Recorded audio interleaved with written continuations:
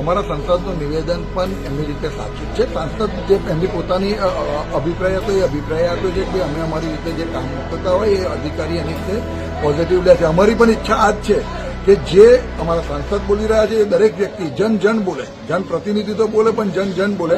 અને અમે જ્યારે વાત મૂકી છે કે ભાઈ જે અધિકારીઓ પોતાની મનમાની કરે છે, પોતાની ઈચ્છા પ્રમાણે કામ કરે છે અને જાહેર હિતના કામોને પણ જાણી જોઈને ગૂંચવવામાં આવે છે, એ અમે અમારા પુરાવા સ્થળ મૂકવાના છે કે ભાઈ આ વસ્તુને એક વખત નહીં અનેક વખત બની હોય ત્યારે જ આ વસ્તુ અમે અમારા માનનીય મુખ્યમંત્રી સાહેબને કહી હોય.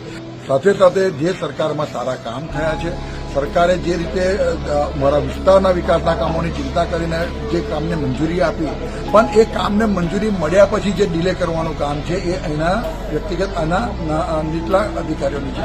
અને એવી રીતે સેક્રેટરી લેવલ પણ અમુક રજૂઆત, ધારો કે નર્મદાના કેનલની વાત કે જે મેન્ટેનન્સ કરવાનું છે એ ચોમાસા પહેલા કરવાનું છે. તો ચોમાસા પહેલા કરવાનું હોય એનો પ્રોસિજર જે તે હોય એ પતાવવાનું એ ડિપાર્ટમેન્ટનું કામ છે. ટેકનિકલી કામ સાથે લોકોને લેવા દેવા નહીં હોતા. લોકોને તો પ્રશ્ન ખાલી એનું સોલ્યુશન જોઈએ.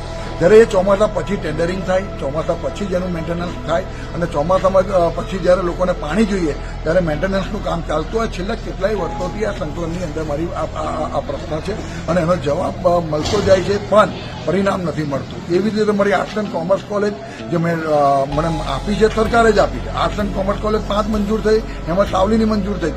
સરકારનો તો જેટલો આભાર માની એટલો છે, પણ એને આર્ટ્સ એન્ડ કોમર્સ કોલેજ સાવલીની બાજુમાં 3 કિલોમીટર રાધનપુરામાં મૂકવાની જે પરિસ્થિતિ આવી એ પરિસ્થિતિનો વિરોધ છે અને એનો જ મને થોડો ઘણો દુઃખ છે.